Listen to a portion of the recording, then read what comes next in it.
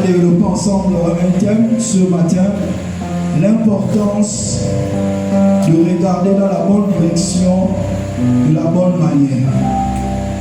L'importance de regarder dans la bonne direction et de la bonne manière. Alléluia. On va juste prendre quelques points. Frères et sœurs, il est important de savoir regarder. Alléluia. Dans la bonne direction et de la bonne manière. Est-ce que vous comprenez? Parce que si tu ne sais pas regarder dans la bonne direction et de la bonne manière, tu vas passer à côté de beaucoup de choses. Et ce soir, nous allons voir que pour regarder de la bonne manière et dans la bonne direction, l'élément que le ciel ou que l'invisible sollicite, c'est ton cœur. Dites, c'est ton cœur. Dites, c'est ton cœur. Alléluia. Ton cœur va te qualifier la manière dont tu verras les choses à l'extérieur. De la bonne ou de la mauvaise manière. Mais en fait, cela dépend directement de ton cœur à l'intérieur de toi. Alléluia. Je prie, frères et sœurs, qu'au sortir de ce moment, que nous puissions regarder, n'est-ce pas, les choses de la bonne manière, avec le regard de Dieu. Alléluia. J'aimerais que l'on prenne notre premier texte dans Actes chapitre 10. Donc ce soir, on va voir l'exemple de Pierre. On va voir 2 ou 3 points, 4, et on va se mettre à prier. Amen, amen. Donc, Actes chapitre 10, le verset 28. Actes chapitre 10, le verset 28. Ici, c'est l'histoire de Pierre que Dieu va envoyer chez Corneille. À Corneille, Dieu s'était révélé de manière claire. Un ange était descendu alors qu'il priait à partir de 15 heures. Un ange était descendu visiter Corneille dans sa chambre. Et lui a dit, va appeler un certain Simon qu'on appelle Pierre. Il est à tel endroit. Donc tu lui demanderas de venir, il va vous enseigner la voie du salut. Amen. Parce qu'aucun ange n'a mandat d'enseigner la voie du salut sur la terre. Vous comprenez? Ne peut pas venir vous parler de la mort de Jésus, la résurrection, ce n'est pas possible. Amen. Il n'y a que lui, les hommes sur la terre, que Jésus a mandaté pour annoncer le salut. Amen, amen. Donc, Pierre, cet officier, ce capitaine de l'armée romaine, lorsqu'il sortira de cette vision-là, il va envoyer ses ouvriers pour aller à Joppé, là où se trouvait Pierre, pour que Pierre vienne pour venir leur enseigner la voie du Seigneur. Alléluia. Donc nous allons lire dans Actes chapitre 10, le verset 28, le regard de Pierre. Amen, amen. On va un peu examiner comment Pierre regardait, n'est-ce pas, les choses ou les hommes. Est-ce que c'était de la bonne manière? Est-ce que c'était dans la bonne direction? Et ce soir, on fera l'application dans nos vies. Amen, amen. Il dit ceci, c'est notre première lecture, levons-nous. Il dit ceci, vous savez, leur dit-il, qu'il est défendu à un juif de se lier avec un étranger ou d'entrer chez lui. Mais Dieu m'a appris à ne regarder aucun homme comme souillé et impur. Amen, amen. Amen. Asseyons-nous. Pierre, ici, il y a eu deux situations. Une situation à Joppé et une situation là où, n'est-ce pas, se trouvaient ce centurion romain. C'était deux territoires différents. Alors il va se trouver que les deux hommes vont se retrouver dans les temps de prière. Amen, amen. On nous parle de Corneille qui était pendant qu'il offrait, n'est-ce pas, les sacrifices, plutôt pendant qu'il priait la prière de l'après-midi. Et c'est ainsi qu'un ange va lui apparaître clairement. Et l'ange va lui dire, Corneille, tes aumônes et tes offrandes sont arrivées, n'est-ce pas, auprès de Dieu. Amen, amen. Donc ça veut dire que l'habitude, Corneille avait l'habitude de prier, avait l'habitude de faire l'aumône, les offrandes, mais ce n'était pas encore arrivé au trône de Dieu. Amen. Et là, cette fois-ci, pendant qu'il priait encore les autres, la Bible déclare qu'un ange est descendu pour venir lui dire cela. Et l'ange savait que le cri de Corneille, c'était le salut. Amen. Il voulait être sauvé. C'est comme ça qu'il va lui dire, dans tel village, à tel endroit, chez tel homme, il y a un homme qui est là-bas qui s'appelle Pierre. Va il est à Jopé, envoie les gens et a fait-le venir chez toi. Et Pierre, qui était enseigné selon la loi juive, pour lui, il ne devait jamais se mélanger avec les païens. Pour lui, il ne devait même jamais entrer dans la maison d'un païen. Parce que c'était la loi juive. Amen, amen. Ils étaient séparés complètement. Ils ne devaient pas se mélanger. Même être ensemble en train de bavarder. Vous connaissez l'histoire de Jésus avec la femme samaritaine dans Jean chapitre 4, n'est-ce pas? La femme là-bas lui dit, mais attends, toi tu es juif, comment tu vas me demander de l'eau? Parce qu'entre eux, ils ne s'entendaient pas. Amen, amen.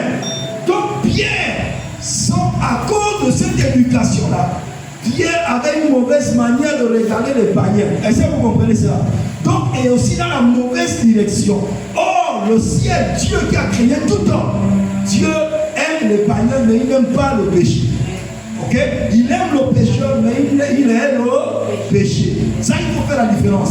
Voici pourquoi il ne faut jamais haïr les païens à cause de, je ne sais pas trop, de leur vie. Non.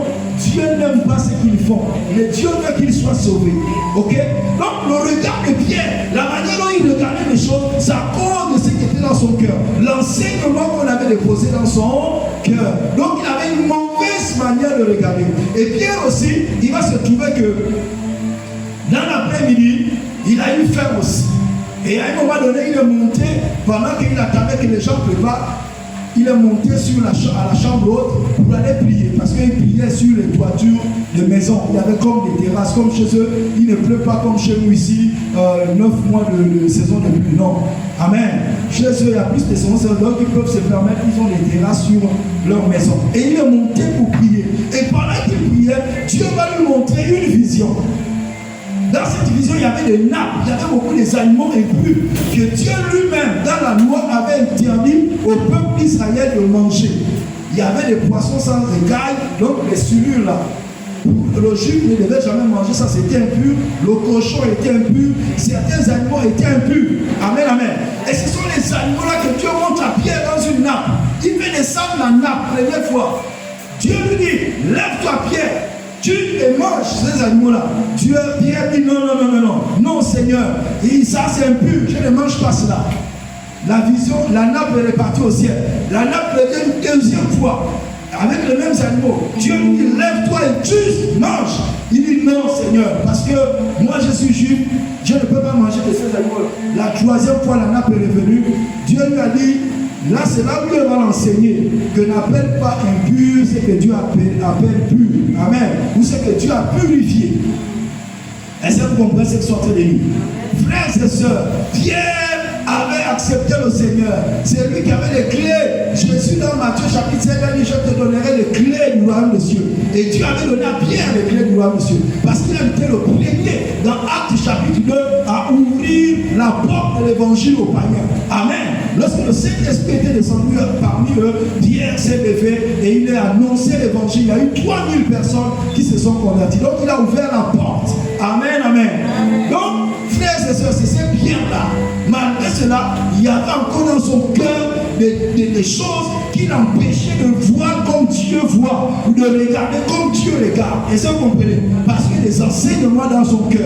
Frères et sœurs, nous aussi, lorsque nous venons dans le Seigneur, nous avons grandi dans divers milieux. On a appris, on a acquis une certaine éducation qu'on a eu à acquérir. Et c'est tu vois, cette éducation est dans notre âme, dans notre intellect, dans notre esprit, et nous amène à regarder les choses ou les hommes d'une certaine manière. Est-ce que vous comprenez cela? Alléluia. Par cause de l'éducation que tu as reçue à l'intérieur de toi. Donc ce soir, nous parlons de regarder, n'est-ce pas, dans la bonne direction et de la bonne manière. Alléluia. Et le secret, c'est dans notre cœur. Donc, Pierre et ses problèmes de vision, on va appeler cela une vision, ok? Une vision, c'est quoi? C'est une image que tu reçois dans ton esprit, une perception, amen, amen, une manière de voir, de regarder. Alléluia. Donc ici, là, il était question que Pierre avait une vision. Donc en regardant, Pierre regarde, vous voyez, lorsque vous allez, on va prendre une chose, c'est que lorsque on regarde à soi-même, on est découragé. Pierre a regardé en lui-même quand, dans Matthieu toujours chapitre 16, lorsque Jésus va leur dire, bon, on monte à Jérusalem et bientôt, en montant, le Fils de l'homme va être livré. Amen. Et on va le crucifier. Pierre va attraper Jésus. Il va l'amener à côté et il lui dira, ne parle pas de la sorte. Amen. Tu ne mourras pas. Alléluia. Et Pierre et Jésus lui dira, arrière de moi, Satan. Est-ce que vous comprenez? Arrière de moi, Satan. Est-ce que vous comprenez? Et après, et pourtant c'est lui qui plus haut avait reçu la révélation que Dieu le Christ, le Fils du Dieu vivant. On lui a donné les clés. Mais quelques temps plus tard, à cause de sa manière de regarder, de voir les choses, il a compté sur lui-même.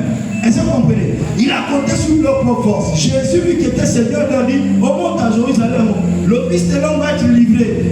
On va l'attraper, on va le faire souffrir, on va le tuer. Et vous tous, vous allez vous disperser. Lui, il attrape Jésus, l'amène à côté, il dit, ne parle plus comme ça. Et c'est quoi? Donc il reprend le Seigneur Jésus.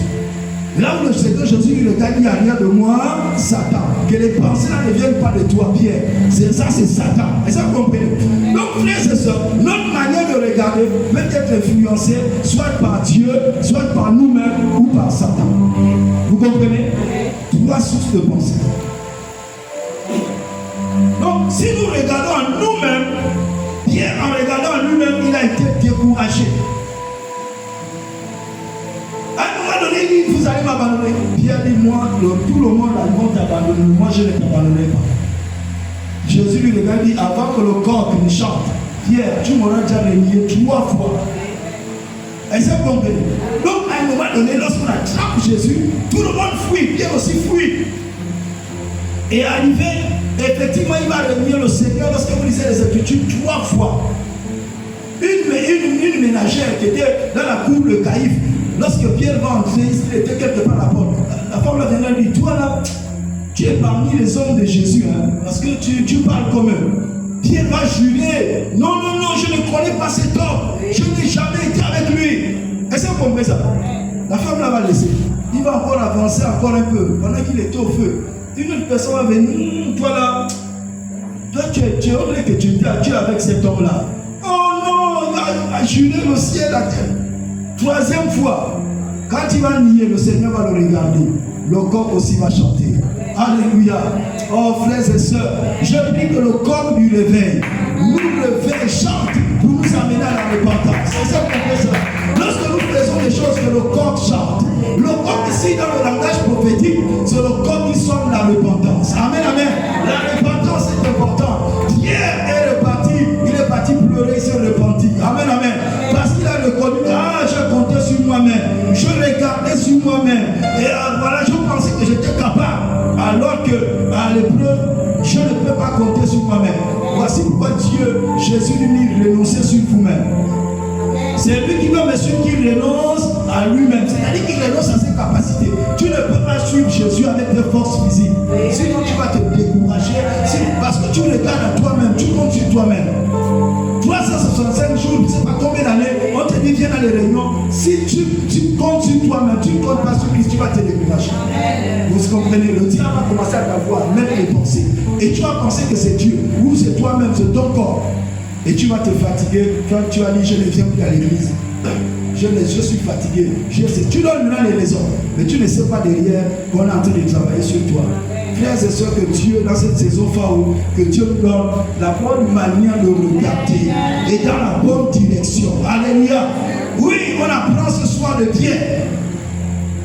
Donc, en regardant à lui-même, il a été découragé. Amen, amen. En regardant aussi, il y a une autre histoire dans la barque. Amen. J'aimerais que l'on lise ça. Regarde le verset 45.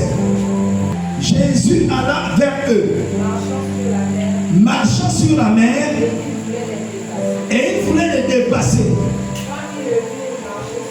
Quand ils virent Jésus marcher sur la mer, ils crurent que c'était un fantôme. Et ils poussèrent des cris, car ils le voyaient tous. Et ils étaient troublés. Et aussitôt Jésus leur parla. Et il leur dit, rassurez-vous, c'est moi, n'ayez pas peur. Puis il monta vers eux dans la barque. Ok. Et le vent, c'est ça. Ok. L'autre passage, je vois dans Matthieu, dans Luc, où on nous explique que Pierre a dit à Jésus, si c'est toi qui m'as sur les eaux, ordonne que je vienne vers toi. Amen, amen. Et Jésus a dit, viens. Ok. Ça, c'est très important. Ça aussi, ça nous montre la manière dont on regarde les choses. Est-ce que vous comprenez? Est-ce qu'on regarde les choses de la bonne manière? Lorsque tous ont vu Jésus marcher sur la mer, ils étaient dans la barque, ils n'arrivaient pas à ramer. Vous devez comprendre une chose. Lorsque Jésus vous dit, partons d'un point A vers un point B, il y aura l'opposition. Dites, il y aura l'opposition. Oui, frères et sœurs, parce qu'il y a des esprits qui sont là pour veiller à ce que tu n'arrives pas de l'autre côté. Amen, amen. Mais toi, tu dois savoir que Jésus m'a dit, allons-y de l'autre bord. Amen, amen. Et les disciples étaient là en train de ramer. La Bible déclare que le vent était contraire. Et à chaque fois que vous entendez dans la Bible, on parle du vent. On parle, ce sont les esprits. Amen, amen. C'est le langage des esprits. C'est-à-dire qu'il y avait un esprit qui ne voulait pas que Jésus arrive de l'autre côté avec ses disciples. Mais il fallait qu'ils s'opposent. Amen. Les disciples ont ramé, étaient fatigués. Il fallait que Jésus descende vers 4h30. Il descend, il marche maintenant sur la mer. Amen, amen. Et ils l'ont vu marcher sur la mer parce que c'était les pêcheurs. Les Pierre, les Jacques, les gens, c'était des hommes pêcheurs aguerris. Amen. Donc ils connaissaient le danger de l'eau. Alors là, Jésus est en train de marcher sur l'eau. Ici, c'est pour montrer aussi que Christ avait la domination sur tous les esprits des eaux. Amen, amen. Sur tous les esprits des autres, Jésus avait à la domination. Amen. Parce qu'avant lui, aucun homme n'avait marché sur l'eau. Alléluia. Donc les esprits qui sont posés aux disciples là, Jésus a fait même semblant de vouloir leur dépasser. Lorsqu'ils ont vu Jésus, ils ont crié de toute leur force. Et Jésus s'est arrêté là, dit non. Rassurez-vous, ce n'est pas un fantôme, c'est bien moi. Parce qu'en mer, il y avait une coutume qui disait que si vous voyez un fantôme, lorsque vous êtes à la pêche, c'est que vous êtes mort. Donc eux, ils se disaient que là, c'était fini pour eux. Vous comprenez, non? La manière de regarder de leur tradition. Et c'est vous comprenez que Dieu change notre manière de regarder, frères et sœurs. Lorsqu'on arrive dans le Seigneur, c'est la première chose que Dieu commence à travailler dans nos vies, dans nos cœurs. Et c'est ce que la parole de Dieu fait au fond de nous. Comment tu regardes? Alléluia. Il y a certains chrétiens parmi nous, la nuit a coupé. Même si quelqu'un qui passe dans le noir, tu dis, ah, ça c'est qui ça? Tu penses que c'est autre, que c'est quelqu'un, machin. Vous voyez, notre manière, amen. Parce que tu te dis, ah, peut-être que c'est un fantôme, ou bien c'est. Est-ce que vous comprenez? Amen, amen. Mais la manière de regarder les disciples, et Jésus leur a rassuré. Ce qui est bon, c'est que Jésus nous rassure toujours. Il a dit, c'est moi, n'ayez pas peur. Amen, amen. Et c'est là où Pierre, comme Pierre, lui, il était toujours le plus courageux, il était le plus fougueux. Il dira, bon, si c'est toi, si c'est réellement toi, tu n'es pas un fantôme, ordonne que moi je vienne vers toi. Amen. Jésus était toujours sur la mer, debout. Et il a dit, viens. Tous ont entendu le viens là. Il n'y a que Pierre qui est sorti de la barque. Amen. Il est sorti, il a mis le premier pied, c'était dur maintenant. Le deuxième pied, c'était dur. Pourquoi? Parce que vous devez savoir que tant que tu as les yeux sur Jésus, quel que soit le problème qui viendra sur toi, sur ton chemin, quelle que soit l'opposition qui viendra sur ton chemin, frères et sœurs, vous allez traverser, vous allez triompher de cet obstacle-là. Pourquoi les disciples avaient été bloqués? Parce qu'ils avaient perdu de vue que c'est Jésus qui leur a dit allez de l'autre côté. Ils ont laissé la peur prendre le dessus. Et ils ont oublié que c'est Jésus qui a créé les cieux et la terre. C'est lui qui est Dieu. C'est lui qui leur a ordonné d'aller de l'autre côté. Dans leur cœur, ils n'avaient plus la pensée, l'image de Jésus.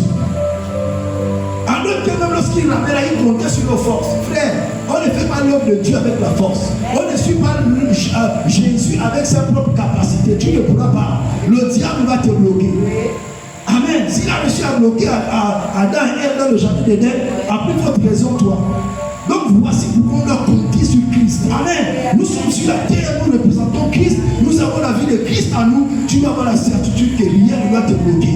Personne ne doit te bloquer. Amen. Parce que si on te bloque, c'est qu'on bloque Christ en toi. Et ce n'est pas possible. Tes yeux ne doivent pas être sur toi-même. Tes yeux ne doivent pas être aussi. À un moment donné, Pierre a commis l'erreur. Au moment où il regardait Jésus, il avançait. Quelle que soit l'opposition. dans le Seigneur Jésus, quels que soient les obstacles, tant que tu as les yeux, tu as l'image de Christ en toi, tu as la réalité de Christ en toi, personne ne pourra t'arrêter.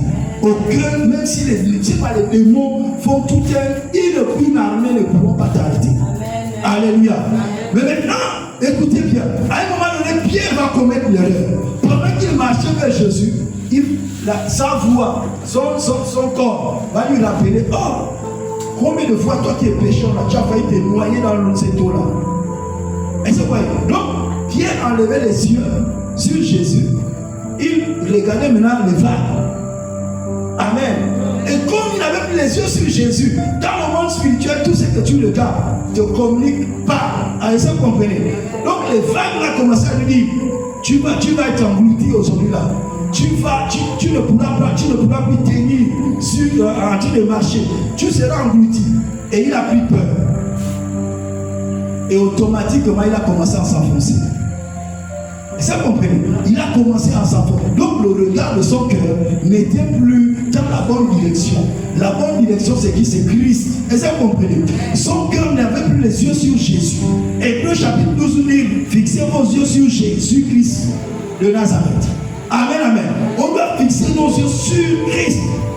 Et il n'avait plus les yeux sur Christ. Donc il avait maintenant les yeux sur le vent. Et le vent parle, les esprits parlent. Ils ont commencé à parler à Pierre. Et le bombarder. Et Pierre a commencé à avoir peur. Et il a commencé à s'enfoncer. Et pendant qu'il s'enfonçait, frère, il y a le moment où tu peux mourir devant le Seigneur. Le Seigneur ne va rien faire. Vous comprenez ce que je veux dire? Pierre était en train de s'enfoncer. Le Seigneur voyait comment Pierre était en train de s'enfoncer. Comme Pierre a vu que non, là il rentrait complètement, il laissait peut-être que la tête, avec la tête de sa force, il a crié, Seigneur, au secours! C'est là où le Seigneur est venu, il a pris la main, il a fait ressortir Pierre. Vous comprenez? La bouche vous a été donnée, ce n'est pas pour la garder fermée. Lorsqu'il y a des situations, ouvrez votre bouche, parlez. Si vous devez vous repentir, repentez-vous. Il faut ouvrir la bouche. Ce n'est pas que Dieu ne voit pas. Il connaît ce que toi tu fais dans ta vie. Il connaît ta vie. Et ça, vous comprenez cela. Mais si tu n'ouvres pas ta bouche, pourquoi? Parce que Dieu est égal à ses principes. Nous sommes les seuls êtres que Dieu a créés à son image. C'est-à-dire capable de parler. Amen, amen. Capable de crier par la parole. Aucun archange, aucun démon, aucune autre créature dans tout l'univers n'a cette capacité que l'homme. Voici pourquoi Dieu attend que l'homme doit parler. Amen. Parle par rapport aux situations. Ne garde pas la bouche fermée. Parle. Parce que la vie et la mort, c'est ta bouche. Amen, amen. Ce qui va te maintenir dans les hauteurs, c'est ta bouche. Alléluia. Il faut parler. Amen, amen. Pierre a crié, Seigneur, au secours. Aussitôt, le Seigneur l'a attrapé. Amen, amen. Donc Pierre n'a pas compté sur ça. C'est sûr qu'il a tenté de nager. Parce que c'est un pécheur, il connaît nager. Amen. Il a tenté de nager. Il a dit, ne lui dis pas ça. C'est sûr, mais il a vu que non, là c'est trop fort. Il était obligé de crier. Le Seigneur l'a attrapé, l'a ramené là. Il faut regarder dans la bonne direction et de la bonne manière. Amen. Alléluia. C'est très important, frères et sœurs, de comprendre cela. Oh. Donc, dans Actes chapitre 10, on a vu le verset 28.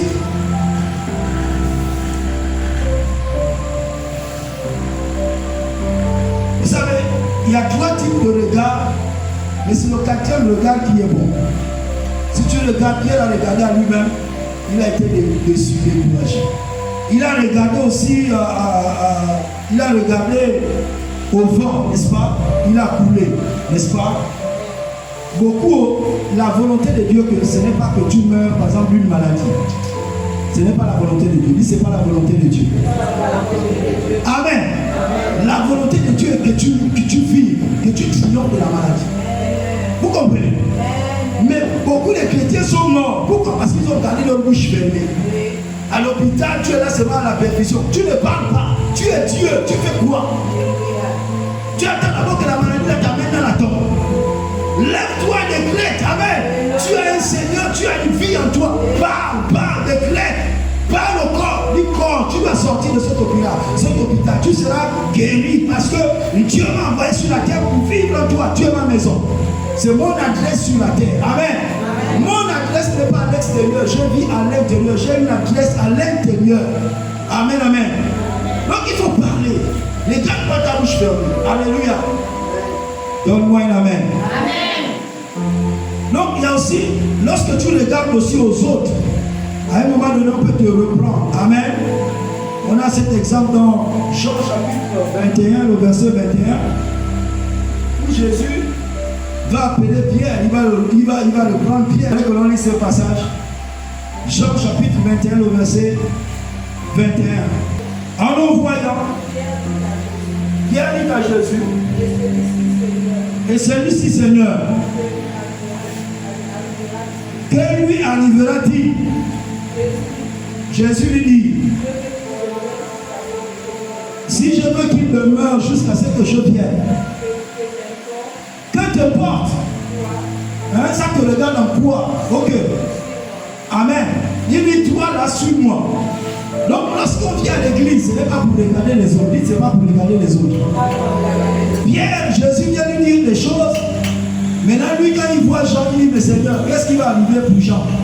Jésus, Pierre lui dit, si je veux qu'il reste là, éternellement, il restera. Toi, ça te regarde en quoi? Seulement toi, suis-moi. Amen. Dis à ta soeur, toi, suis-moi. Oui, toi, tu vas me suivre. Amen, amen. Oui, ce que l'autre fait, frère, tu peux compatir, tu peux, mais ce n'est pas à toi maintenant de venir dire, Seigneur, qu'est-ce qui va l'arriver? Non. Tu dois te soucier de ta vie. Tu dois te focaliser sur ta vie. Amen, amen. Ta vie doit changer. Pourquoi tu veux d'abord aller voir si c'est de la paille qui est dans la poutre, la paille qui est dans l'œil de l'autre, alors que toi, tu as une poutre, toi, tu as un poteau comme ça. L'autre, c'est la paille. Mais toi, tu vois la paille qui est dans l'œil de l'autre. Qui t'a envoyé là-bas? Concentre-toi d'abord sur la poutre qui est dans ton œil. Amen. Ici, il y a un langage de chrétien. Lorsque un chrétien, par exemple, on lui trouve, par exemple, on lui reprend parce qu'il a posé un acte, elle va aussi dire, mais l'autre aussi fait ceci, non? Frère, l'autre on n'a pas attrapé, c'est toi qu'on a attrapé. Amen. Pourquoi tu veux parler de l'autre? Vous voyez, non? C'est ce que Pierre a voulu faire. Oh, mais les autres aussi. Non, non, non, c'est pas les autres, c'est toi. Alléluia. Donne-moi un amen. Frères et sœurs, c'est très important. Donc, le témoignage de Pierre, Dieu dit, Dieu m'a appris à regarder. Amen. Dieu était obligé d'enseigner Pierre comment regarder. On ne regarde pas les hommes. Dieu ne regarde pas les hommes comme nous les regardons. Dieu ne regarde pas les hommes comme ça. Nous, on a une manière de regarder, mais Dieu, l'homme, c'est l'homme, Dieu qui a créé l'homme. Même si cet homme-là devient sorcier, Dieu aime toujours cet homme parce que Dieu veut le voir quitter, sortir de là, venir dans son corps. Est-ce que vous comprenez? Donc la manière dont nous regardons les hommes, même lorsque nous allons évangéliser, quelqu'un peut être ivre tout le temps, il est bourré. Frère, ne l'accuse pas. Amen, amen. Mais plutôt compatis, prie sera pour lui, pour qu'il sorte de là pour entrer dans le camp de Dieu. Ça c'est la pensée. Voici comment Dieu regarde l'homme. Parce que l'homme est le représentant de Dieu dans le monde physique. Vous comprenez? Parce que Dieu lui-même ne pouvait pas venir sur le monde physique. Il a créé l'homme. Il s'est mis en l'homme pour venir dans le monde physique. Mais c'est l'homme qui s'est détaché de Dieu. Et ça, vous comprenez?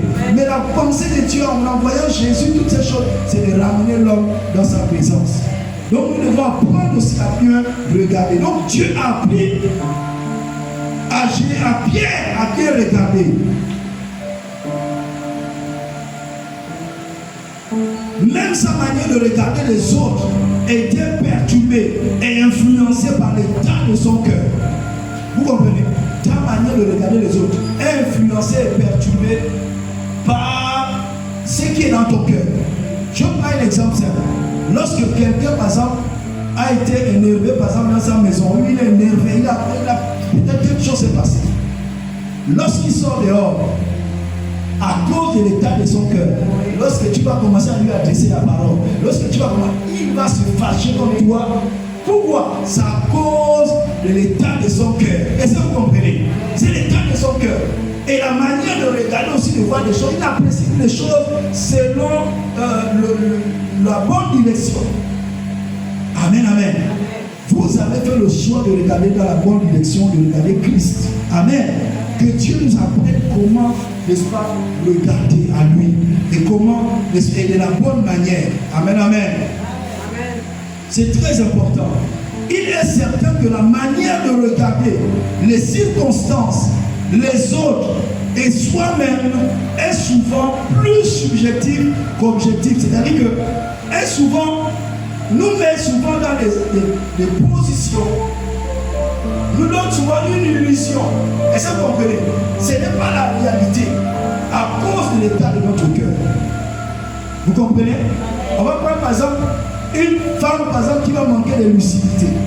Quelqu'un vient vers toi, quelqu'un t'approche, quelqu'un te traque. Du premier coup, tu es comme sous le charme de cet homme. C'est-à-dire que toutes tes facultés vont s'arrêter. Discernement, tu as pu discerner. Mais ça plaît que tu vas te rendre compte que cet homme était un bandit, cet homme était un grand assassin, cet homme était ceci, cela. Est-ce que vous comprenez? Pourquoi? L'état de ton cœur. Vous comprenez? Tout part du cœur. Le regard physique là, ce n'est pas d'abord le regard physique. C'est tout part de ton cœur. Amen. C'est ton cœur. C'est pas autre chose. Alléluia. Et qui parle du cœur parle de l'esprit. Donc le regard peut être, n'est-ce pas, partial et même trompeur, influencé, qu'il est souvent par, n'est-ce pas, des a priori. On a déjà des pensées préétablies et des préjugés religieuses, sociales ou raciaux ou tout à la fois. On peut avoir des préjugés religieux. Aujourd'hui, beaucoup de gens ont des préjugés par rapport, par exemple, au christianisme. Est-ce que vous comprenez? Beaucoup de gens ont des préjugés, mais ce sont les préjugés. Leur manière dans leur cœur, ce qui est dans leur cœur, c'est ce qu'ils reflètent à l'extérieur. Alléluia. Donc ils ont une manière de regarder les choses. Ils savent que non, laissez-moi les chrétiens. Ce sont des préjugés. Il y a des choses qui sont déjà établies. Des pensées, comment on appelle les précarés. Et il est difficile de les sortir de ces préjugés-là, des a priori. Nous suivons Pierre dans quelques-unes, n'est-ce pas, de ces problèmes de vision et nous verrons comment Dieu l'a éduqué à cet égard. Amen, amen. Nous verrons comment Dieu l'a éduqué à cet égard. Donc je suis dans Matthieu chapitre 6, le verset 22. Il dit, Dieu parle de la lampe. On a touché ce verset, je ne sais pas trop dimanche ou je ne sais pas trop mercredi.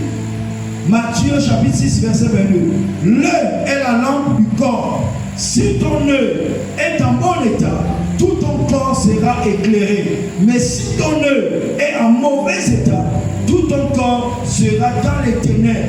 Si donc la lumière qui est en toi est ténèbres, combien seront grandes ces ténèbres? Alléluia. Ici, lorsqu'on parle de l'œil, on est en train de parler de ton cœur. Amen. La lampe là, on parle du cœur, parce que c'est du cœur de l'homme qui part toute chose. Voici pourquoi dans Proverbe chapitre 4, la Bible déclare, à partir du verset 22, 23, 24, la Bible déclare, garde ton cœur plus que toute autre chose, car de lui viennent les sources de la vie. L'homme tire son bon trésor, peut tirer son trésor, le bon trésor de son cœur. Amen. C'est comme aussi le mauvais trésor. C'est-à-dire qu'il peut avoir les bonnes choses, les bonnes pensées, les mauvaises pensées dans ton cœur. Et ça va influencer ta manière de regarder, ta manière de considérer Christ.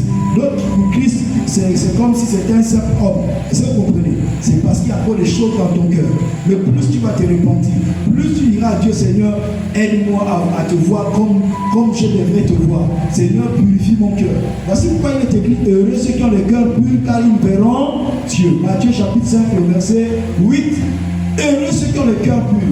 Amen. Donc, notre bataille, c'est d'avoir le cœur pur, toujours avoir la bonne direction et de regarder aussi de la bonne manière. Amen, amen. Donc, Matthieu chapitre 6, le verset 22, on parle de l'œil. Donc, regarde dans une mauvaise direction. Lorsque le regard est dans une mauvaise direction, on a la scène, n'est-ce pas, de Matthieu, chapitre 14, le verset 22 à 23. Matthieu 14, le verset 22 à 23. Lorsqu'on regarde dans la mauvaise direction, c'est l'histoire dont j'ai conté tout à l'heure. Hein? Dans la barque et tout ça, là. Vous allez vous irriter ici dans la maison. On ne va plus revenir là-dessus.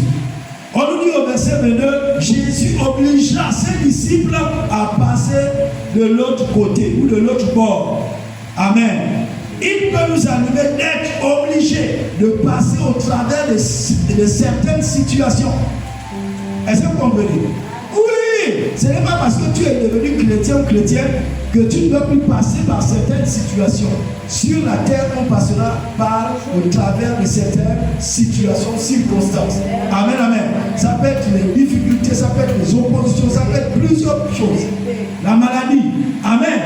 Mais c'est la manière dont tu vas regarder, la manière dont tu vas, dans quelle direction tu regarderas. Est-ce que tu vas regarder le problème? Est-ce que tu vas regarder la maladie? Est-ce que tu vas regarder les circonstances? Ou bien tu vas regarder à Jésus? Si tu regardes à Jésus, tu vas surmonter la chose.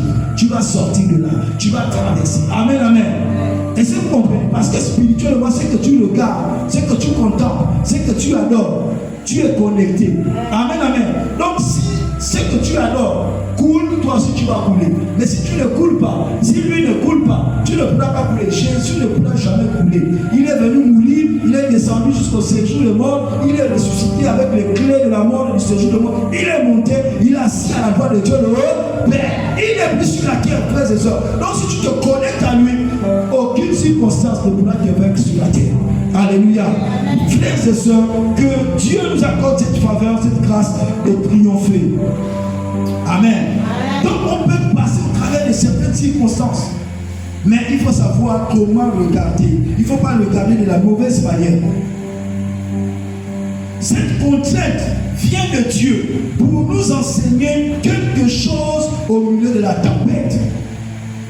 Toute situation que tu traverses, dès que tu as accepté Jésus-Christ comme Seigneur et Sauveur personnel, c'est quoi ces circonstances viennent de Dieu.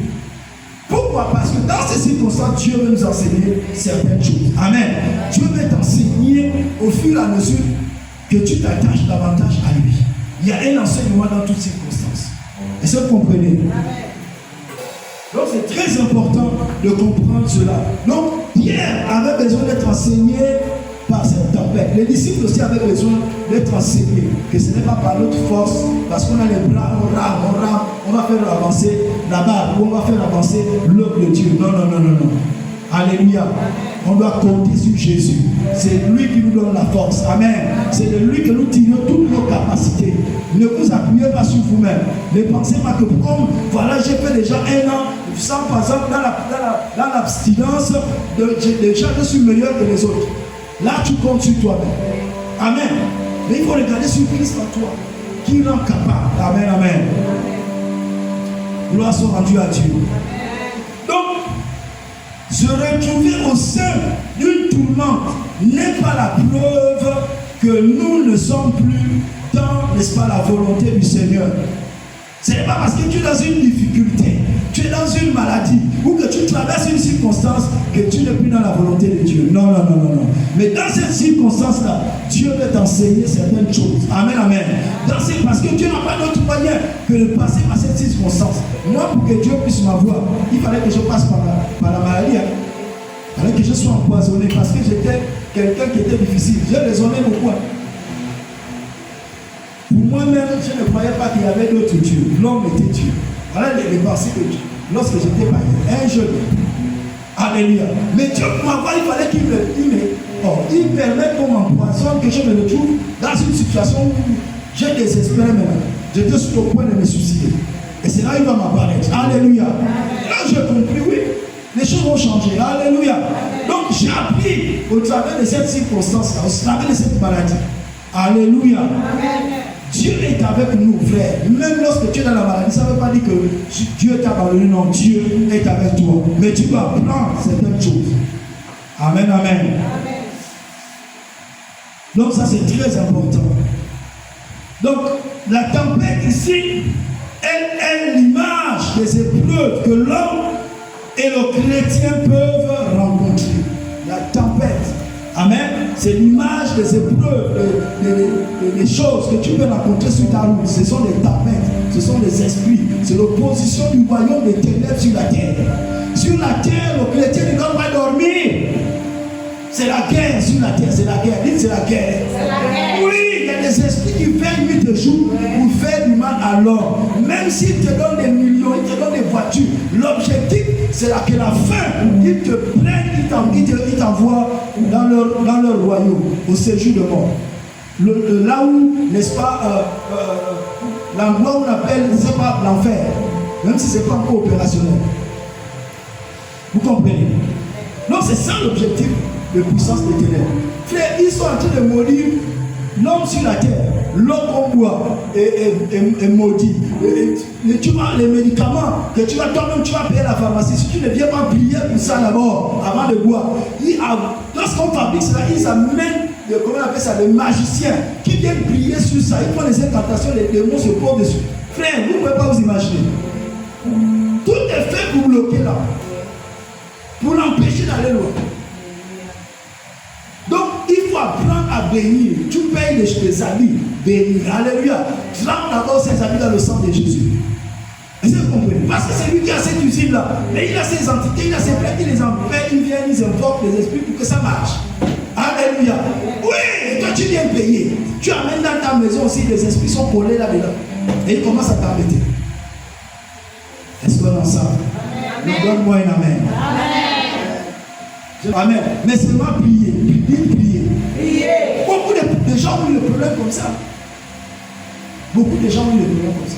Il va lui-même, il va à la friperie, il paye son pantalon, il vient, il porte. Maintenant, il a des problèmes. Vous comprenez? Oui.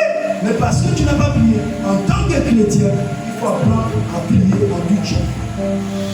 Amen, amen. Toi-même, tu vas payer la nourriture au marché. Celle qui vend là, elle a aussi ses esprits qu'elle a invoqués. Elle a fait ses médicaments, elle a fait ses... Est-ce que vous comprenez? Le monde là n'est pas simple. C'est pas simple. Donc, en tant que chrétien, tu dois être éveillé. Amen. Donc comprenez que les tempêtes, c'est tout ce qu'on peut rencontrer, n'est-ce pas, sur la terre. La Bible nous déclare au verset 24 que le vent était contraire. Le vent ici qui était contraire, c'est l'opposition. L'opposition se rencontre sur le chemin de l'obéissance. Là, Dieu nous a dit, allons-y. Cette année, c'est notre année. Pharaon, on va être là. Lumière, où je dois prier. Alléluia. La lumière qui à moi doit prier. L'année Pharaon. Mais il ne faut pas oublier que chemin faisant, il y aura aussi l'opposition. Amen. Il ne faut pas oublier cela. Il faut penser que tout va rouler comme de dessus des grèves. Non. Alléluia. C'est ce qui prouve que Dieu est avec nous. Amen. Plus on verra l'opposition, plus on sera déterminé. Rien ne va nous décourager. Amen, amen. C'est ton année Pharaon, c'est mon année Pharaon. Que rien ne te décourage. Amen. Vous allez voir certains vont te décourager très vite. Oui, c'est le vent qui est contraire. Amen. Il ne veut pas que vous puissiez rentrer dans cette saison. Parce que dans cette saison, si tu rentres, tu vas commencer à troubler, tu vas commencer à déranger ses affaires. N'oubliez pas que lui fait les affaires avec les âmes d'or. Amen. Oui. Un jour, Jésus rentre dans un temple. Il y avait une femme qui était là. Non, il y avait un homme qui était là. Tous les jours, il assistait au temple. Et Jésus entre. Jésus commence à parler. Il y a un homme là-bas qui commence à crier. Oh, c'est quoi? Pourquoi qui t'a appelé ici? Pourquoi tu viens t'occuper de nos affaires? Ah bon, donc dans le temple de Dieu, vous faites des affaires. Vous comprenez? Il maintient les hommes dans la captivité. Il cause des troubles aux hommes. Ça, ce sont leurs affaires. Parce que c'est leur mission. Alléluia. Mais nous aussi, en tant que lumière, quand on apparaît, frère, tu dois prier. Alléluia. Tu dois déranger. Les sorciers des temps, les hommes doivent déranger. Oui. Au village, on te dit que le village là, c'est le village le plus social. Je dis souvent à ma femme que elle prie que ça n'arrive pas. Je dis il faut prier. Il y a un jour, là, on peut être là, on ne sait pas. Peut-être qu'on a en mission, on a un voyage dans la voiture. On arrive que le village est loin. Et on arrive, il y a des cimetières quelque part. Et il y a des tombes qui on a mis les carreaux. Je vais prendre mon drap, mon matelas, je vais mettre sur une tombe. Jusqu'au matin, je dors. Et je me réveille le matin, je pars. Amen. Oui, parce que moi je sais qui je suis. Amen. Je sais qui je suis. En fait, tu es la peur. Alléluia. Au contraire, même quand tu vois même commencer à rentrer, eux-mêmes là-bas, ils commencent à crier. L'homme là, il est venu faire quoi ici? Qui l'a appelé ici là? Si Dieu pouvait ouvrir tes yeux. Mais là, c'est toi qui as peur. Non, c'est pas comme ça. Amen.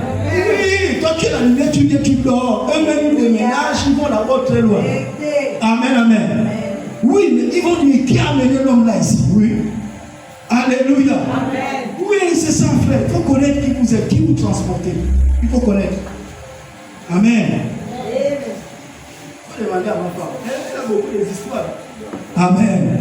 Elle a beaucoup d'histoires.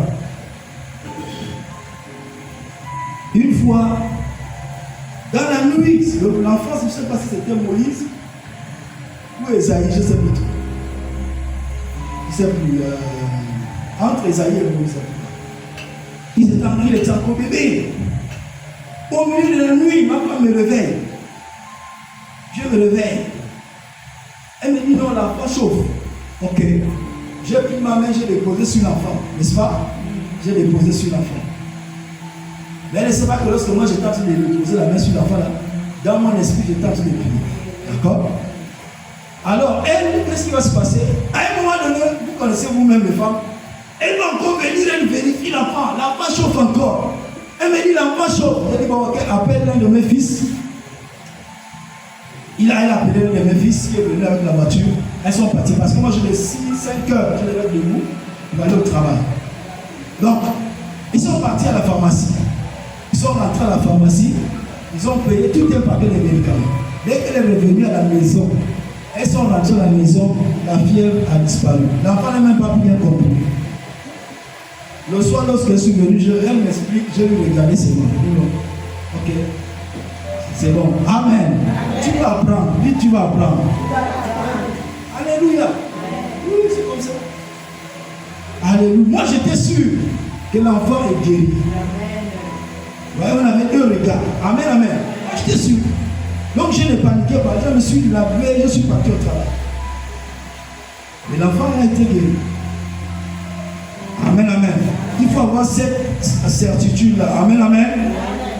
Donc malgré tout ce qui est contraire, la Bible déclare, premier point, vous devez comprendre que le vent contraire est une illustration du diable qui s'oppose au plan de Dieu dans ta vie. On nous dit dans Éphésiens chapitre 6, le verset 12, nous n'avons pas à lutter contre la chair et le sang, mais contre les dominations. Amen.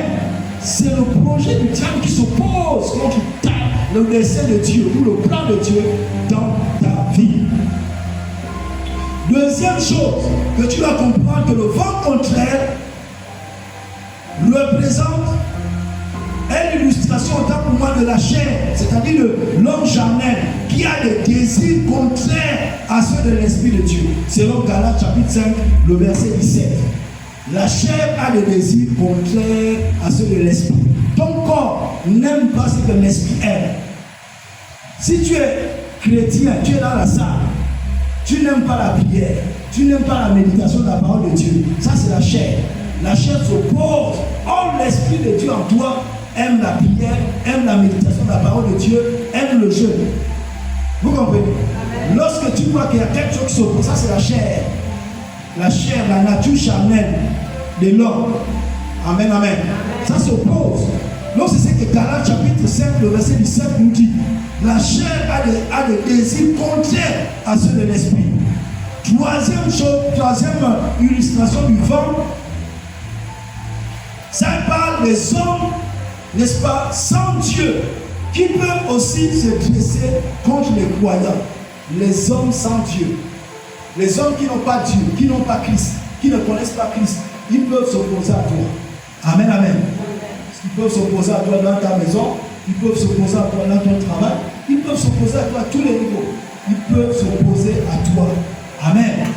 Oui, frères et sœurs, cette année Pharaon, c'est une année spéciale. Donc, Acte chapitre 4, plutôt Acte chapitre, ceux qui notent, Acte chapitre 5, le verset 54.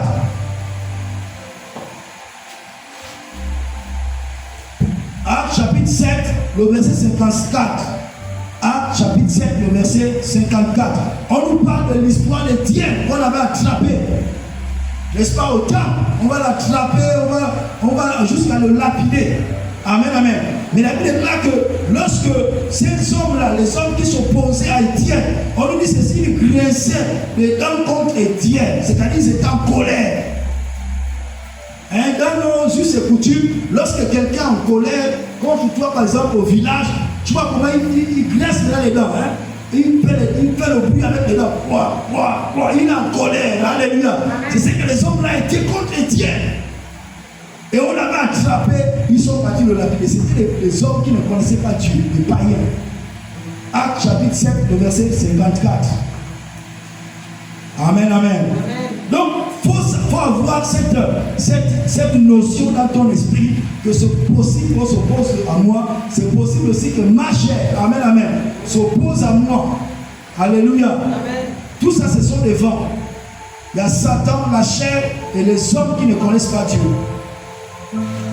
Et on nous dit ici, il y a une intervention de Christ à la 4e veille de la nuit. Donc à 3 heures du matin. Les Juifs ont les 4 ans. Lorsqu'on parle de la 4e veille, c'est 3 heures du matin. Amen. Amen. Donc eux, c'est par veille. À 3 heures du matin, c'est la 4e veille. Donc Jésus descend de la montagne. Jésus attend parfois pour éprouver la foi de ses disciples. Tu peux être dans une situation, mais Jésus attend quelquefois parce qu'il veut voir le fond de ton cœur. Est-ce que tu vas tenir? Amen. Les disciples étaient bloqués et Jésus à 3 heures, à 4e veille, est descendu et il est venu vers les disciples. Amen, amen. Ce n'est pas parce que tu as prié, tu n'as pas vu la main de Dieu que Dieu n'est pas né par l'œuvre. Dieu est à l'œuvre. Alléluia.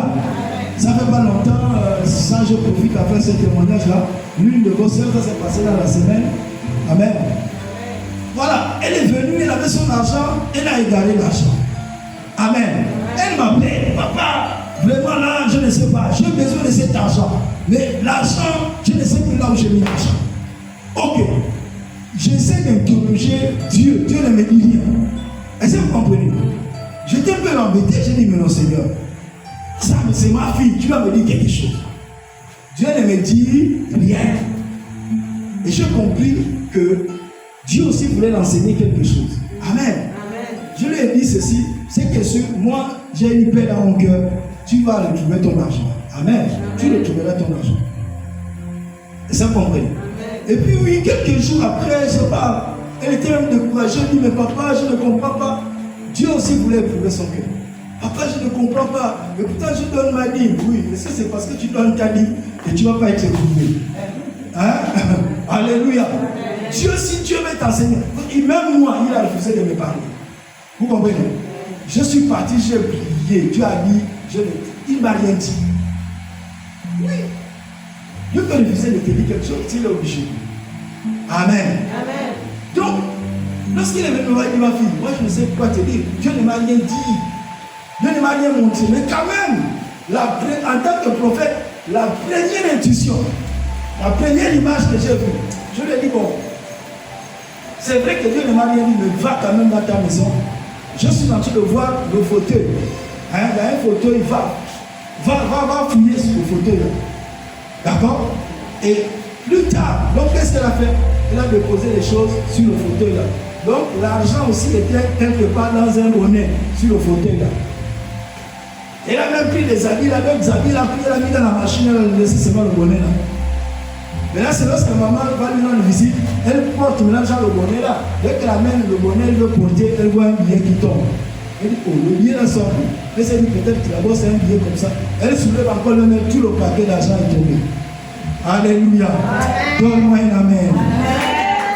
Donc Dieu peut te prouver. Est-ce que vous comprenez? Dieu peut te prouver. Et effectivement sur le même fauteuil que j'avais dit. D'accord? Dieu ne m'a rien dit pourtant, mais d'accord? Donc c'est pour vous dire que Dieu peut t'éprouver.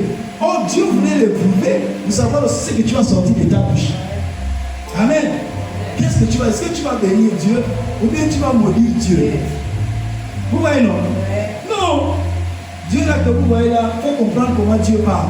Il faut comprendre comment Dieu fait. Alléluia. Lorsque tu es dans une situation, il faut savoir ce que tu es en train de dire, ce que tu racontes comme parole. Les paroles que tu libères, c'est ce qui va te conditionner de sortir de là. Vite. Amen. Oui. Alléluia. Ok. Dans 5 minutes, on va terminer. On va prier, on va partir. Gloire soit rendue à Dieu. Donc, à la 4e veille, Jésus descend. Alléluia. Et deuxième point, Jésus alla vers eux. Il alla vers les disciples. Amen, amen. Donc, c'est très important. Jésus alla vers eux. Alors, 1 Corinthiens chapitre 10, le verset 13 dit ceci: il n'y a pas de preuve au-delà de nos forces. Amen.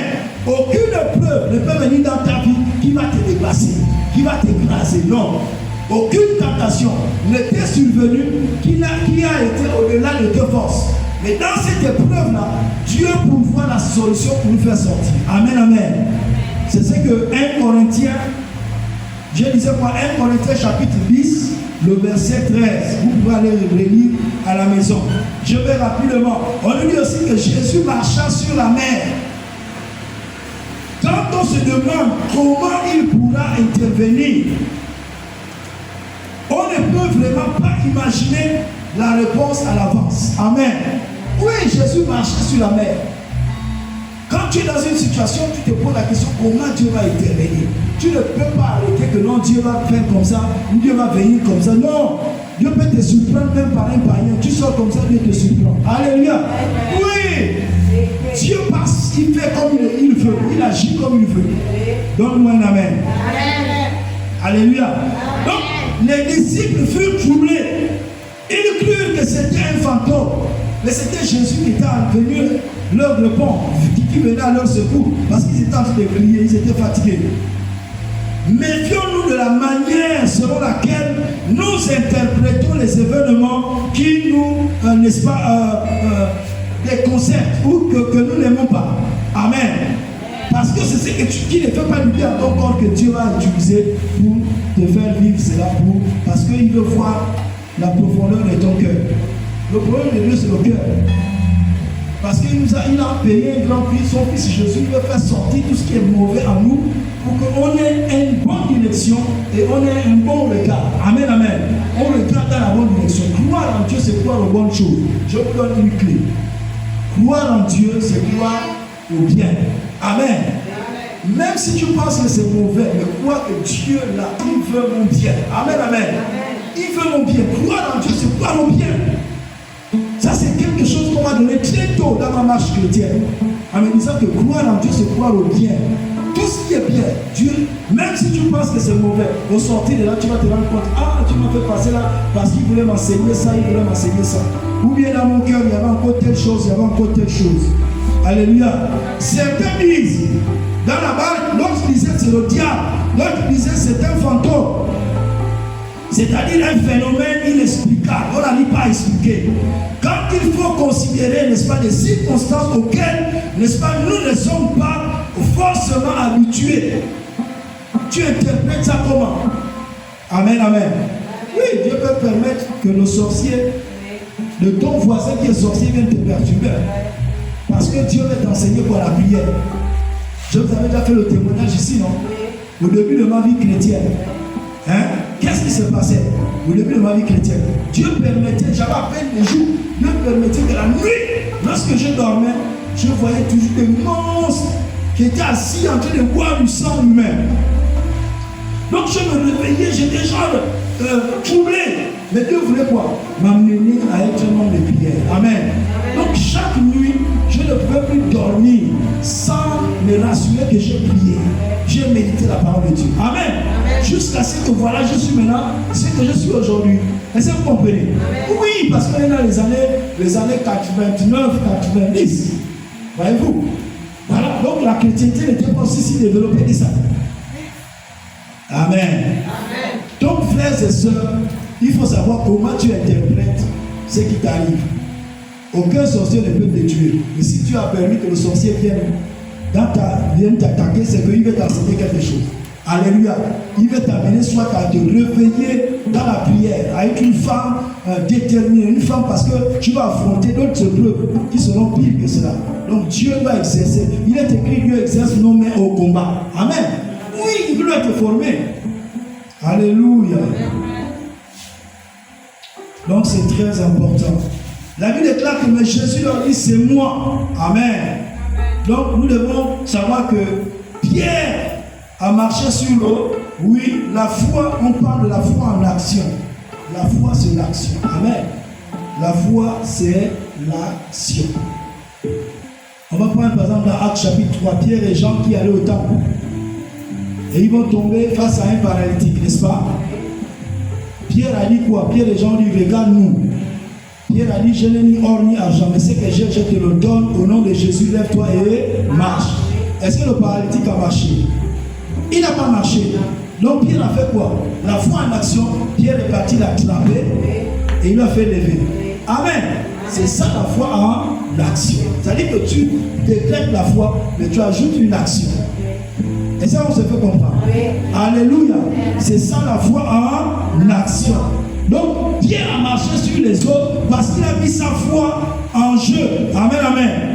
La source de Pierre qui marchait sur l'eau, il est écrit, si c'est toi, si c'est toi, parce que Jésus a dit c'est moi, n'ayez pas peur.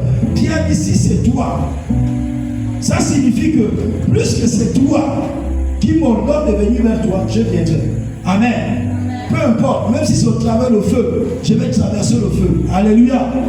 Donc c'est très important de comprendre cela. La source de la foi en action de Pierre venait de la bouche de Jésus. Il dit, si c'est toi, ordonne que je vienne vers toi.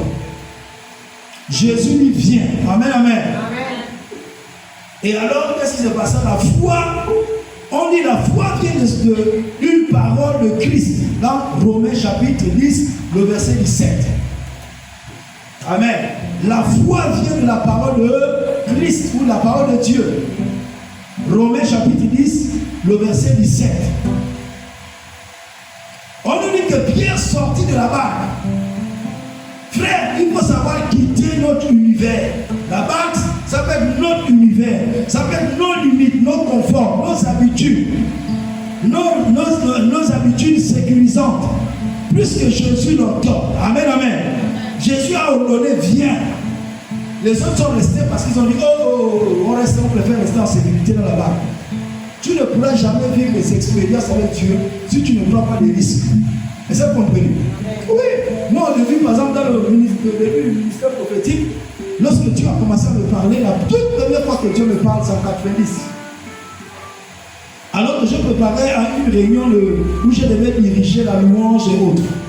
Je suis en train d'intercéder. Pendant que j'intercède dans ma chambre, j'étais en train d'adorer. Dieu me m'ouvre les yeux comme dans une télévision. Je vois, il me montre la trompe, une femme, il me montre. Et je lève la tête, il dit, Seigneur, c'est quoi ça? Il me dit, lorsque tu iras ce soir, il y aura une femme qui a tel problème. Donc, je termine de préparer ma réunion, je pars, j'oublie même. Je dirige au milieu pendant que je suis en train de diriger. Le Saint-Esprit vient me rappelle. Il me dit, regarde, je te montrer ça. La personne est là. La toute première fois, mais c'était une lutte. Est-ce que vous comprenez ça? Oui, Dieu m'a parlé, oui. Mais maintenant, il fallait que moi, je me lève pour parler. Ça, c'est l'action. Est-ce que vous comprenez? Oui, si tu ne fais pas l'action, rien ne va se passer. La personne va ressortir. Tant mieux t'as pas. Vous comprenez? Et au milieu de la louange, je me suis arrêté. J'ai dit, bon, voici une femme qui a tel problème. La femme s'est levée. Vous comprenez? Et on a prié. Amen, amen. Donc, c'est pour vous dire qu'il faut la foi. Alléluia. Il faut l'action aussi. La foi en action. Alléluia. Maintenant, oui, Pierre a marché sur l'eau. Pierre était porté par la parole de Christ. Plus que par l'eau. Amen. Ce n'était pas tant l'eau. Parce que Pierre savait que tout corps solide qui tombe dans l'eau doit couler. Il savait que l'eau là va l'engloutir. Donc c'était la parole, le fiel de Jésus. Voici pourquoi il faut être connecté à la parole de Dieu et avoir les yeux sur Jésus. Être l'adoré. Amen, amen. La conscience de la personne de Jésus qui vit en toi. C'est très important. Donc acceptons de marcher et d'avancer dans les domaines nouveaux jusqu'à l'inconnu. Amen. Dieu ne va pas t'amener Dieu ne m'avait pas dit au départ que voilà, tu vas prêcher l'évangile, tu vas faire ça. Non, c'est pas ça. Alléluia. Il a commencé à me montrer des visions, des choses, des machins, tout ça. Et moi aussi, j'avais le goût et il m'a tiré comme ça. Jusqu'à ce que je suis arrivé comme ça. Voilà, là il m'a eu. Amen. Là, Dieu m'a gagné. Alléluia. Donc, Dieu nous aime. Donc, frères et sœurs, on doit apprendre à marcher, même si c'est l'inconnu. On doit avancer. Amen, amen. Maintenant, nous touchons juste un petit point, le regard dangereux. Voyant, c'est Pierre, voyant que le vent était fort, il a eu peur. À cause du vent qu'il regardait, il a eu peur. C'est ce qui arrive quand on regarde davantage aux circonstances qu'à Christ. On regarde davantage à la maladie, aux problèmes qu'on traverse qu'à Christ. Voyons, ça c'est la mauvaise direction. Peu importe le problème que tu peux avoir, mon frère, ma soeur, tu as deux choix.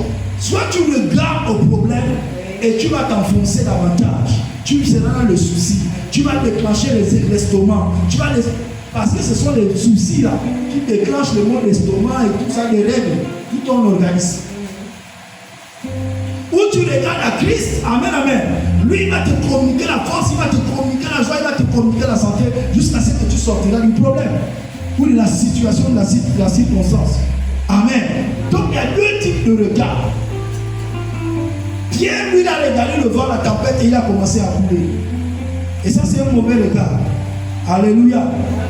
Voyant que le vent était fort, n'est-ce pas Pierre, n'est-ce pas, il a regardé dangereusement aux circonstances. Donc il faut avoir des bons réflexes. Dis attention, les bons réflexes. Non, dis les bons réflexes. Quel était le bon réflexe? Pierre, en voyant qu'il était en train de s'enfoncer, il a essayé de lutter, il ne pouvait plus fatiguer, il buvait même de l'eau. Il a eu le bon réflexe. Il s'est écrié, Seigneur, sauve-moi. Amen. Seigneur, sauve-moi. Mieux vaut crier que de couler. Alléluia. Oui, il faut crier. Au lieu de couler, tu meurs. Les autres devaient seulement prendre le cadavre, amener à la maison. On devait dire Jésus était incapable. Non, Jésus n'est pas incapable. C'est ta bouche qui est restée fermée. Parce que si tu gardes ta bouche fermée, Dieu ne peut rien, les anges ne peuvent rien. Amen. Oui, il faut parler. Dans certaines de nos ethnies, je pense que la plupart de nos ethnies, on dit que l'homme, c'est la parole. L'homme, c'est la parole. C'est la parole qui peut te donner la vie, c'est la parole qui peut te libérer. Pourquoi les femmes dans nos villages, lorsque elles sentent que son enfant tout le temps tombe malade, le matin très tôt, l'homme se lève et il commence à parler. Ou bien très tard à lui, il se lève et il commence à parler. Pourquoi il parle? Oh, vous là qui machin, qui attaque mes enfants, je ne vous ai pas donné, donc ne venez plus. Amen. Et ça va s'arrêter. L'homme, c'est la parole. Alléluia. Il faut parler, frère. Il faut parler. Donc, Jésus le saisit et l'enseigna. L'homme de peu de foi. Il leur a enseigné, homme de peu de foi. Pourquoi as-tu douté? Il a dit cela à Pierre. Homme de peu de foi, pourquoi tu as douté? C'est parce que tu n'avais plus les yeux sur moi que tu as douté. Tu avais les yeux sur autre chose. Si nous ne doutons pas, quand Christ a parlé, nous verrons s'accomplir l'impossible. Amen, amen.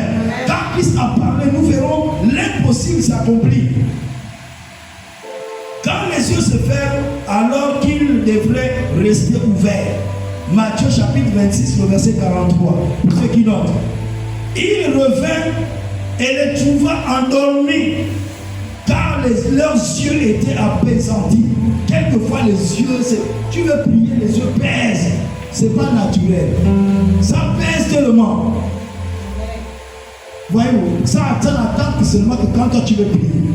Mais tu peux faire toute la nuit, tu es assise devant l'écran de la télé, sans que les yeux ne pèsent pas. Ouais, mais c'est quand tu veux prier ou lire la Bible, les yeux pèsent maintenant. Oh, là il y a un problème. Amen, amen. Non, Jésus, c'était le même cas. Matthieu 26, le verset 43. Ils étaient à Gethsemane, Jésus va prendre les disciples, va les emmener. Il dit, priez pour moi, parce que je sens que là, j'ai mon cœur angoissé. La Bible déclare qu'ils n'ont même pas fait 1 heure de veille, ils ont commencé à dormir. Jésus vient, il les trouve endormis. Il le réveille. Alléluia. Quelquefois, nous aussi, nous sommes confrontés à de telles situations. Les yeux de Pierre et les autres disciples se sont fermés et leur regard s'est éteint, alors que c'était le moment où jamais de les laisser ouverts. Amen. Oui, il y a des moments où Dieu veut que nos yeux soient ouverts. Parce qu'on doit prier, on doit veiller. Alléluia. Il a dit veiller et prier. En fait, ne pas tomber dans la tentation. Mais le diable aussi vient apaisantir nos yeux pour qu'on ne veille pas, pour qu'on tombe dans la tentation. Est-ce que vous voyez? Donc c'est une lutte sur la terre. Moi, à des moments, je me prends la Bible, je marche, je suis en train de lire la Bible, en train de faire les pas. Alléluia. Pour ne pas dormir. Alors, si tu es assis sur le lit, tu vas dormir.